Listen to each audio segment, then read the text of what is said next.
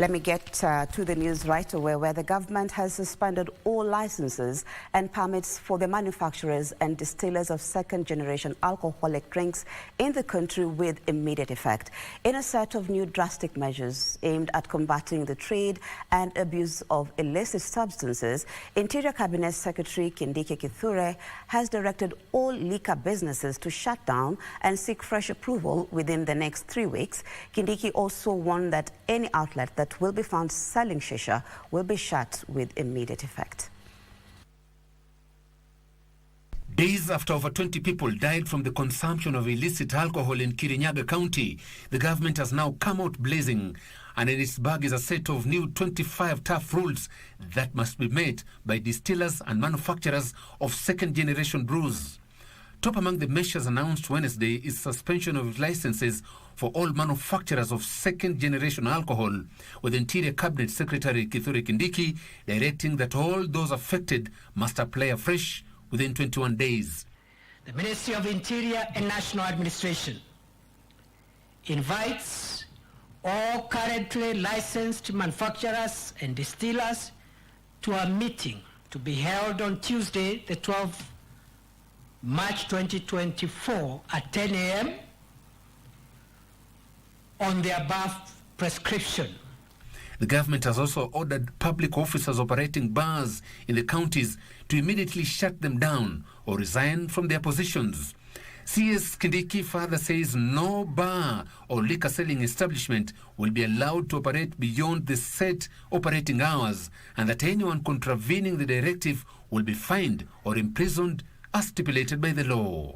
The people of Kenya must go home when that time expires, because we don't want to collect Kenyans in dirty ditches, so they should go a little earlier. In a bid to tame the proliferation of illicit brew and drugs in the country, the government has also directed that all security officers manning borders and highways be vetted, and only those of integrity and good standing be allowed to conduct surveillance at the border points. Speaking when he met county security officers at his current residence, Deputy President Rigathi Gachagua warned the administrators that they will be held personally responsible should the new set of rules fail to materialize. I must say there are certain areas the officers responsible must pull up their socks. The team from Kajiado, the border points of Namanga and Loitoktok are an entry point of illegal ethanol and other contraband goods. And neither the officers there have slept on duty or they are part of the problem.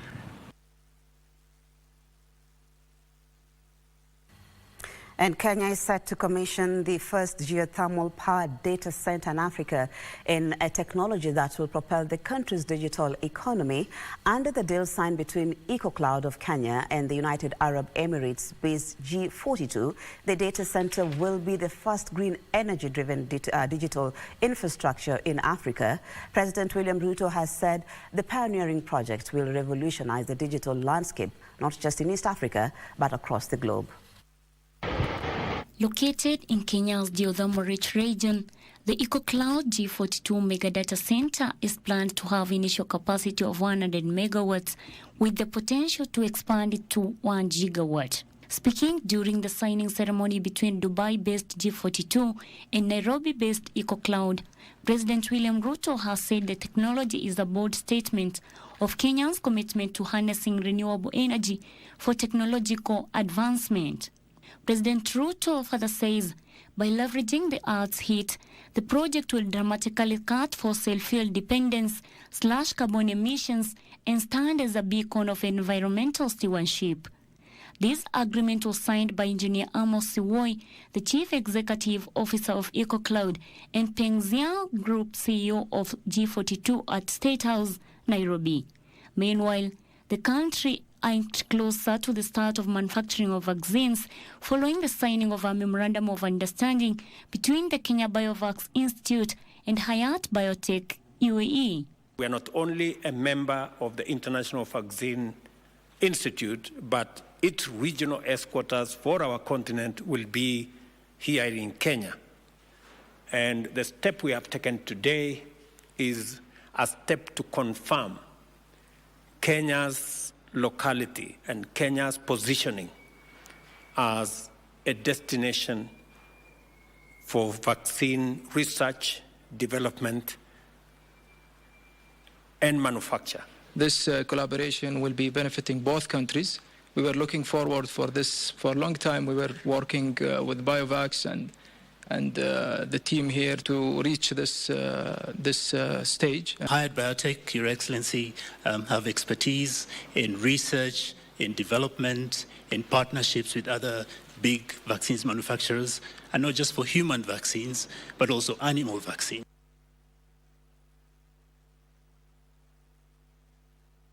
Now to health matters, where the Kenya medical practitioners have threatened to down their tools after talks with the Ministry of Health on their grievances collapsed. The practitioners, through their union, the Kenya Medical Practitioners and Dentist Union, have now issued a 7-day strike notice, claiming the ministry was not sincere to address their demands. On Tuesday 5th, the Commissioners, Pharmacists and Dentists Unions met with the Ministry of Health for a status update on the plight of intern doctors. We had promised that we are going to give a 7-day strike notice. We were to give it on Monday, but the government of the ministry invited us for a meeting yesterday, and we delayed it, hoping that there will be meaningful conversations. Sadly, nothing worthy was discussed. KMPDU Deputy Secretary General Ms. Kela Dennis said attempts to have a breakthrough on the matter failed to materialize. We were told that there are only 3 options. 1, they either go and work for free. 2, they wait for July. 3, they were told that they wait to see if the Treasury will okay them to go work without pay. Then when pay comes in July, they'll be paid in arrears. With no hope on sight, the union says it has been left with no option but to down tools. We are here to give a 7-day strike notice starting today. That will expire on the next week on Tuesday midnight on 12th. So from Wednesday, there will be no doctor. The practitioners are lamenting that the ministry is reneging on its promises and instead wants to continue with what it claims to be exploitation of its members. And we met in January of last year with the governors and the Minister for Health, OCS for Health, and we had put an implementation matrix on the CBA of 2017 that is still active up to now. Sadly, I want to report that nothing that was agreed on has ever been implemented. Solidarity forever. Tumedix, however, says the door for dialogue is not shut and ready for any talks to avert the strike.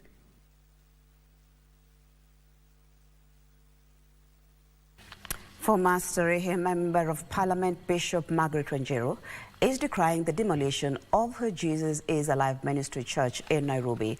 The bishop is accusing an influential individual of sending hired goons to invade the church, destroying the perimeter wall on claims that the church sits on public land. Bishop Wanjiru, in her post on social media, claimed she suffered injuries during the fracas. Mwenyewe nimesalimia watu wa DCIO hapa nikawaambia karibuni mtu wakole. Kumbe they are coming to reinforce their NIS brothers. Alafu wakaitana wengine. So you can really see tumefika place where sisi ndio hatuna mtu wa kutusaidia na mahali ya kukimbilia. So I have to rush to hospital kujaribu kuona vile nitatibiwa miguu na mikono. It is sad. It is very, very sad.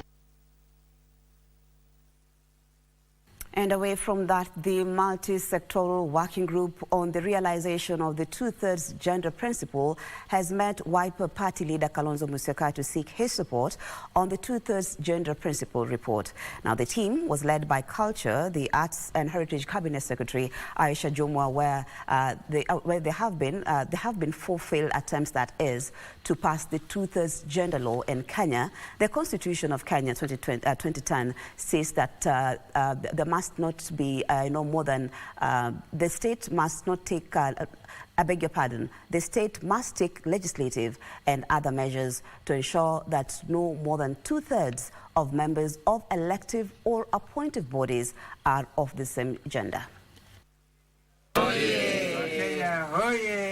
The multi-sectoral working group was tasked to develop and recommend a framework for the implementation of the not more than 2/3 gender principle in elective and appointive bodies, and today it met Wiper Party leader to seek his support. Make the necessary important step as a country to ensure that the 2/3 gender rule is actualized in accordance with the vision of Constitution 2010, our most important document. Historically, women have been marginalized by the political system, thereby requiring that the state put in place measures to guarantee the right to equality. This right to equality is interpreted as requiring the elimination of historically rooted patterns of prejudice, discrimination and disadvantage that contribute to the subordination and exclusion of women. The group has since presented its report to the Kenya Women Parliamentarian Association. Consider me as a Wiper leader as a champion. We want everybody to feel that this country is making the right steps. I want to thank the Azimio family who made it very clear yesterday in your statement that you are supporting the 2/3 gender principle report from the multi-sectoral working group to be part of the NATCO report. The group has been meeting key principals seeking support to push for the realization of the 2/3 gender principle. To the corridors of justice now, where a Githunguri Law Court has slapped a 77-year-old man with 10 years imprisonment with an alternative of a fine amounting to 5 million shillings for being in possession of 15 kilograms of bang and other drugs at his home. While sentencing the accused, Githunguri Principal Magistrate, that is Peter Muholi, stated that the prosecution had proven their case against the accused through exhibits presented before the court. Ruth Wamboi with the details of this and more in the Skills of Justice segment. Githunguri Principal Magistrate Peter Muholi, while delivering his verdict, said the prosecution had proved beyond reasonable doubt the accused was in possession of the said narcotics. The accused, David Michael Thiongo, while pleading for leniency, said he was also suffering from ailments and he may wasn't given full scale of the sentence. The magistrate could not let him off the hook, saying that he has been convicted severally in other similar offences. And Kituo cha Sheria and 13 children from Turkana County have sued Tala Oil Company for environment degradation. Tala Oil has been carrying out violence against the people, and as such, they have suffered mentally, physically, and lost their animals and been displaced from their environment. The petition, which was filed at the Lodwar Local, seeks to, among others, ensure that Tala Oil Company compensates the community for the loss of the animals which has been occasioned by the waste deposited by the mining company. The prayers that we are seeking from the court is a declaration that Tala Oil, its activities have breached their right to a clean and healthy environment. They also want the company to be compelled to clean and remove all the waste they are deposited to the environment. That the Director of Public Prosecution does immediately institute criminal proceedings against Tala Oil and its directors for possible criminal and other related environmental breaches committed during and after exploratory of oil and gas drilling in Turkana County. Also, a grandson to former President Daniel Arap Moi has been directed to appear before a Nakuru court to show cause why he should not be punished for disobeying court orders.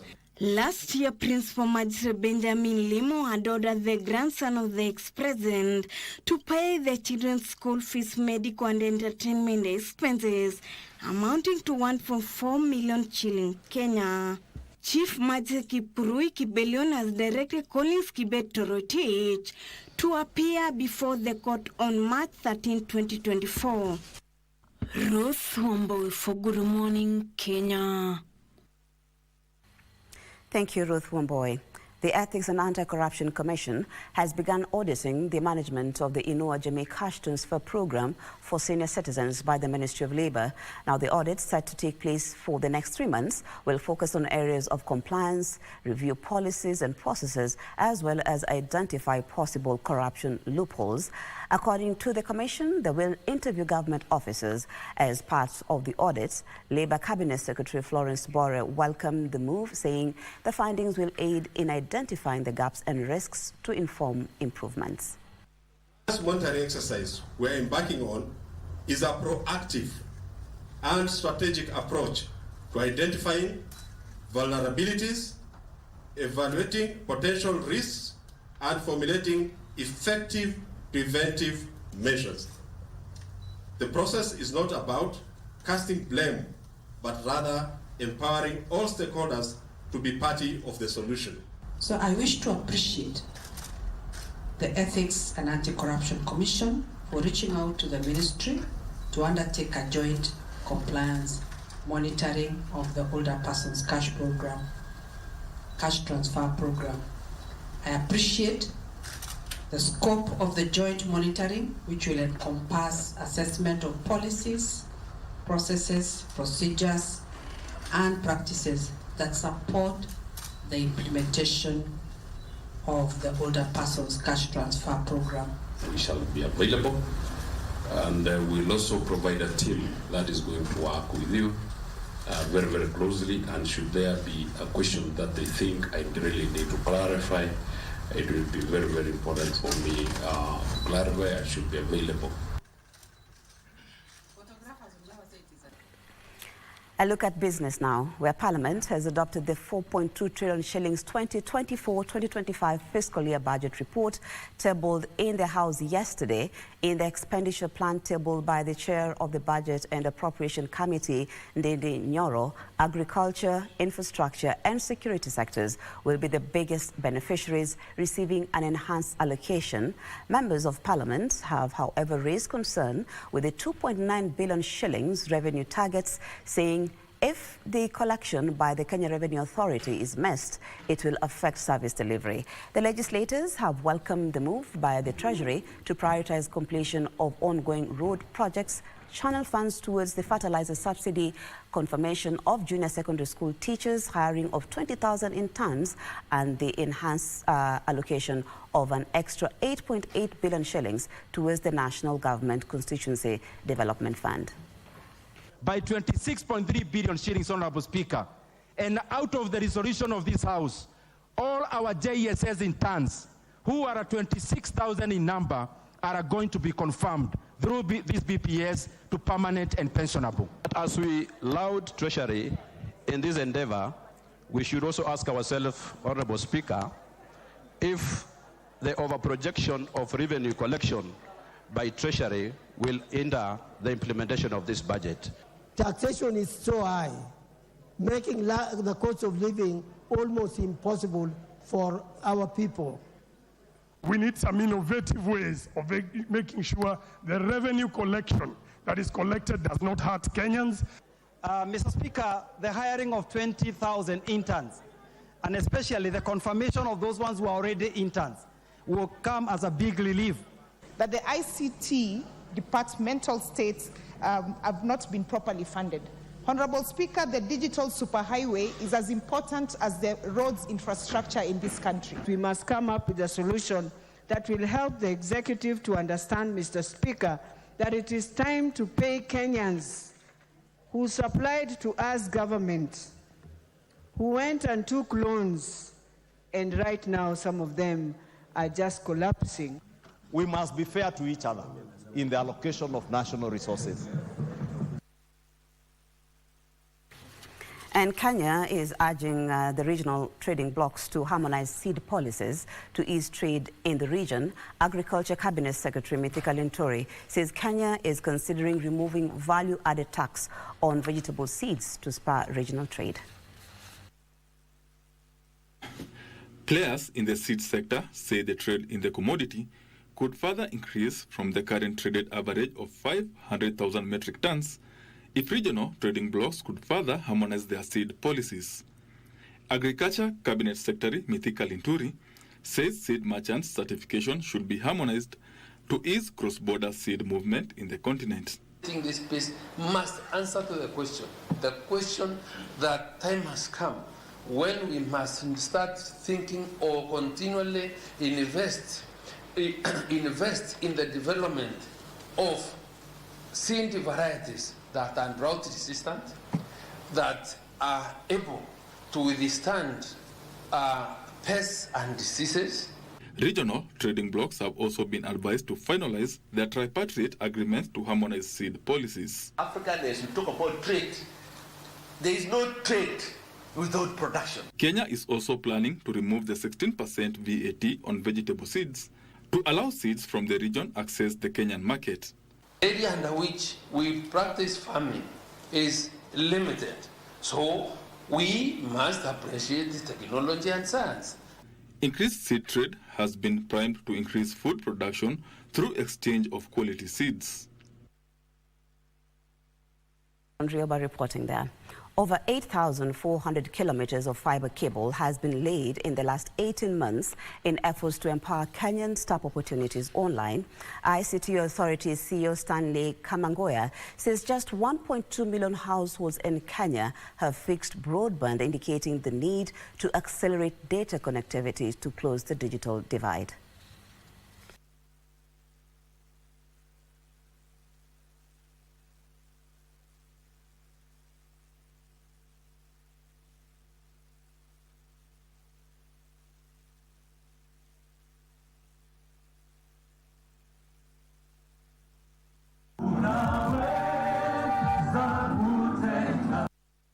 I have also looked at your strategic plan, which is a blueprint set to guide the journey of KEBS from now till 2027. I think those who have read it or perused it will agree with me. It is expertly stitched together to rope in elements of our national aspirations. I have seen the elements of bottom-up economic transformation agenda together with the Vision 2030. And you will agree with me that it is also deeply rooted in global standards, sustainable development, and the welfare of our citizens. A look at sports now, where reigning world 3,000 meters steeplechase record holder Beatrice Chepkoech and world 800 meters champion Mary Moraa are among the Kenyan athletes selected to represent the country in the ongoing Africa Games in Accra, Ghana. The final team was selected after 2 days trials at the Nyayo National Stadium. Beatrice Chepkoech, who jetted back in the country yesterday from the World Indoor Championship, overcame jet lag and stiff competition in the 5,000 meters to win the women's race in 15 minutes, 29.69 seconds. Mary Mananu and Sandra Felis Tibet finished second and third respectively as the curtains came down on the African Games trials on Wednesday afternoon. Mary Moraa is to victory in the women's 400 meters in 51.25 seconds ahead of Jacqueline Wanjala and Maureen Thomas. My fans to accept something good from Ghana. That's what I promised them. And to wait for a national record. There was no stop in Kenya prisons as Bon Ocheng in the 100 meters race, which he won 10.22 seconds, followed by KDF's Stephen Onyango and Ferdinand Omanyala's younger brother Isaac Omurwa. I'm not training to beat somebody. I'm not training to beat our champion Omanyala nor Akotieno. Mine is to beat qualifying time for Olympics, which is 10:00. That's my aim. Little-known Dismas Coril of KDF won the men's 10,000 meters in 28 minutes, 36.77 seconds, followed by Francis Abong and Evans Keitani. Brian Coleman stormed to victory in the 1500 meters men's race in 3 minutes, 38.36 seconds, ahead of Kenya Police Abel Kipsang and Kamar Etiang. The women's race was won by Mary Nyaboke of Nyanza, who clocked 4 minutes, 27.82 seconds, ahead of the experienced duo of Lydia Jeruto and Winnie Chebet of KDF. These selected athletes will go to camp immediately to prepare for the continental assignments, with the athletes' program scheduled to start on the 18th of this month in Accra, Ghana. Mary Mora, Beatrice Chepkoech and Esbono Cheng are among the Kenyan athletes who will represent Kenya in the All-African Games set for Accra, Ghana, after being selected during the 2-day national trials, which took part at the Nyayo National Stadium. Dan Mwanda reporting there. Kenya is set to partner with Morocco to transform key sports infrastructure into profitable ventures in preparation to host the 2027 Africa Cup of Nations with Uganda and Tanzania. The Sports Cabinet Secretary for Youth Affairs, Creative Economy and Sports, Ababu Namwamba, spoke when he visited the Stade Prince Moulay Abdallah Stadium in Rabat in Morocco.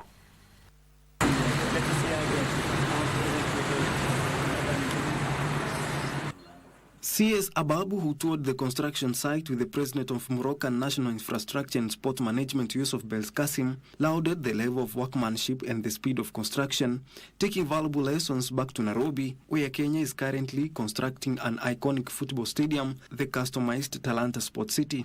Amazing to see the work that has gone on here, designed by Morocco, constructed by Morocco, and really a great manifestation of capabilities on the African continent. We want to work in partnership with Morocco.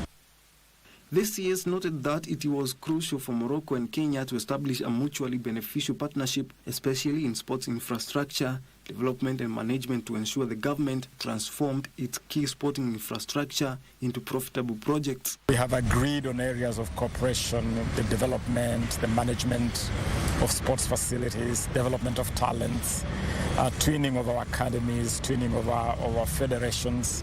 He also added that his ministry is keen on benchmarking with key leaders in Africa football ecosystem as it prepares its infrastructure and build a formidable team for the Premier Africa Football Extravaganza AFCON 2027 that Kenya is set to host alongside her Eastern Africa partners, Uganda and Tanzania. We will be happy to develop more partnership with Kenya, and Arab and Sonarges are ready to do it. Yesterday with the minister we discussed a big memorandum. Let's take a very short break. I'll be back with the cinemas and theatres in just a short while.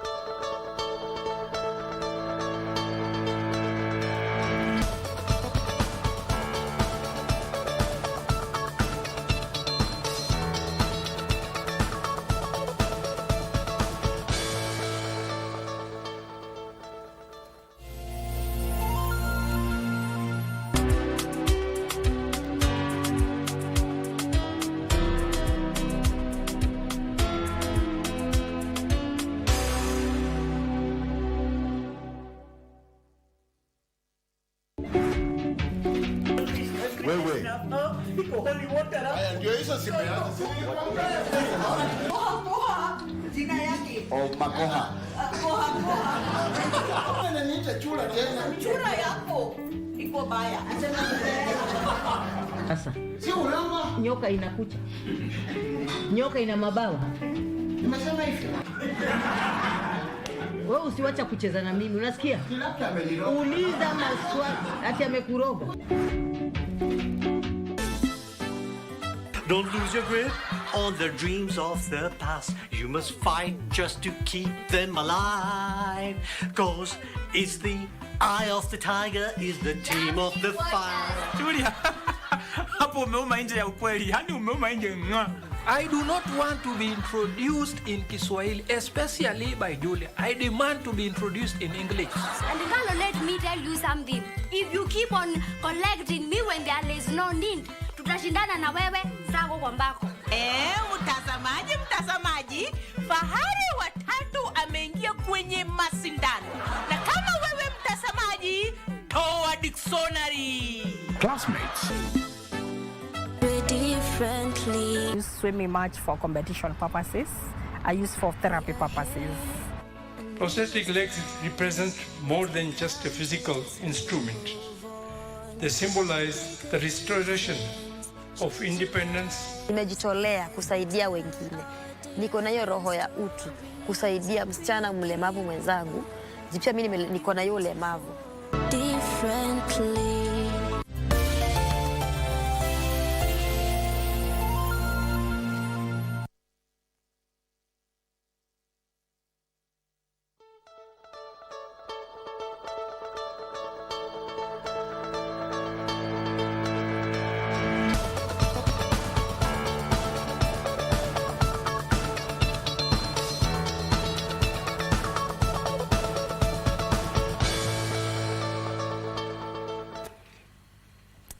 Thank you for staying with us. And just before I wind this bulletin, I want to leave you with this particular segment, the Cinema and Theatre, where as the world prepares to celebrate the International Women's Day tomorrow, we turn the spotlight on Judy Kibinge, a renowned Kenyan filmmaker whose works have inspired generations. Her rich film journey has caught the eye of a London-based professor of film and screen studies who has created a retrospective film, Out of the Box, showcasing Kibinge's journey and the impact of her work. Here now is the review of the film, Out of the Box, by our reporter, that is Jacqueline Masharia, on our weekly segment, Cinemas and Theatre.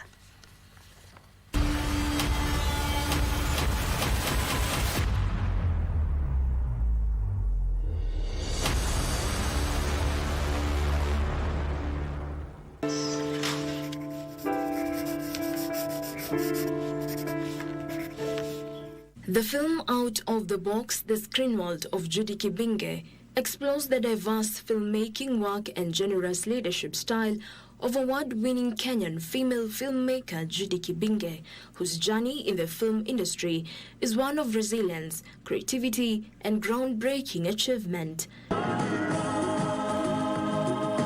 Her transition into filmmaking from advertising in 2002 marked the beginning of a new era in Kenyan cinema as her fiction and documentary films ignited a modern filmmaking movement. Hey, you're going to be the next big star. Through her lens, she captured stories that resonated deeply with audiences, sparking conversations and challenging societal norms. Myself and my team members really were looking for stories to feature as part of our research where we felt there was, transformation going on the continent.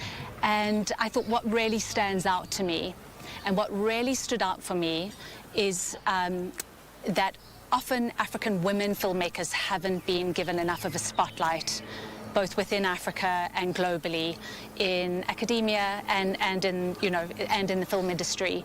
And so Judy Kibinge immediately came to mind as one of these leading Kenyan women filmmakers whose work I've been following and admiring since 2002. And I just thought, why has there not been a film about Judy? And then I thought, not only is she an amazing filmmaker, but I also really, really admired what she had done with her team at DocuBox, creating this organization that's been running for 10 years now, and that has really transformed filmmaking cultures in East Africa. Professor Lindy Bedave, a film lecturer at the SOS University in London and director of the film, notes that her desire to create African films was realized after she saw how misrepresented Africa was. When I started my PhD on African cinema at the University of Cambridge in the UK, first of all, I was really shocked as a South African myself to arrive in the UK and to see how misrepresented Africa was in the UK media. Africa was represented as a place of violence and war, and it just didn't resonate with what I knew of my own African experiences growing up as a child in South Africa. So that was a primary motivation to start an African film festival, to tell, the real stories from Africa. Through her research in film, Professor Lindiwe notes that Kenya is the only country in Africa that has women in the forefront in the film industry. Kenya is absolutely incredible in terms of its gender equity in the film industry. In all my research on gender in film industries globally, Kenya is the only country that I have been able to find that has women at the forefront of the film industry, leading the film industry, playing an equal role with men, working closely with men, but it's extremely unusual to have that. For example, again, thinking about South Africa, where I'm from, that gender equity has not been good in the film industry, which is one of the reasons why the National Film and Video Foundation wanted to create the Female-Only Filmmakers Program to get more women into the industry. Judy Kibinge's impact extends beyond the silver screen. Her dedication to fostering documentary filmmaking in East Africa led to the establishment of DocuBox, the region's first documentary film fund. Gosh, almost 10 years. I feel like we're so old. Whenever I say 10, I'm like, no, it can't be that long, but it is. Kibinge's tireless efforts and dedication to her craft saw her honored with the prestigious Women in Film Kenya Award for the Most Influential Woman in Film in 2021, followed by a Head of State commendation For this enormous honor. And a Lifetime Achievement Award from the Kenya Film Commission the following year. I loved making something necessary because it was a very difficult time right after post-election violence. It was a difficult period. So be able to turn that into a really engageable watching film that I guess it gains in value the further we get away from 2007. Whenever you see it, you remember something. And it's one thing I would be really thrilled to see in the future, and one thing I'd really like to see from our young and emerging filmmakers in Kenya, in East Africa, is filmmakers who are paying attention to the craft. And if we do that, if young filmmakers can just expand their craft, 20 years, we'll be shocked. We'll see something different happening.